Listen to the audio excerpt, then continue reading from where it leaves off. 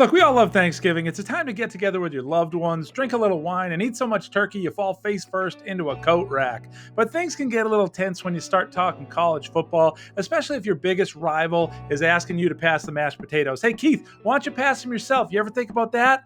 So I've created a little guide to help get you through the big day with that relative who's also your sworn sports enemy. Here are some do's and don'ts to keep the peace. First up, don't gloat. The number one way to get placed in a headlock by your Uncle Denny is to start high-stepping the second he walks into your living room. Sure, your school just beat his by 35, and you want to let him know that being an undergrad there was the best 6 years of your life, but it's going to set up a bad vibe for the rest of the festivities, and Thanksgiving is all about good vibes. Instead, set up a trash talk window. Hey, Denny, at 4 p.m., I'm going to make fun of you so bad for having a kicker whose field goal percentage is the same as his grade point average.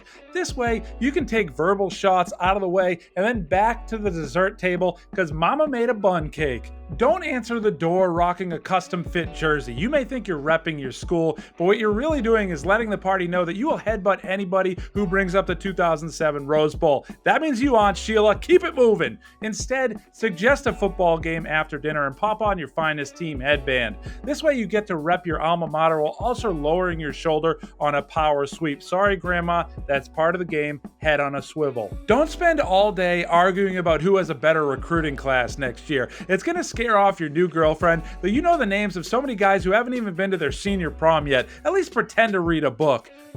Find common ground by making fun of another conference. Nothing brings fans together like taking a big old crap on a group of schools that haven't won a bowl game in 15 years. Don't pop a blood vessel arguing about a pass interference call from 1999. It's going to send you directly to the emergency room, and let's be honest, your health insurance isn't the best. Instead, change the subject and challenge all your nephews to an arm wrestling competition in the garage. Loser shaves their head. And on I could go. The point is, don't ruin the holiday because of your college football fandom. Sure, it's going to be hard to break bread with someone you consider an absolute moron, but millions of people do it every year. And you know what? Let's try to find a little common ground this year, because nothing sinks a Thanksgiving faster than getting so pissed about conference realignment that you suplex your cousin Richard into a honey-baked ham. Don't do it.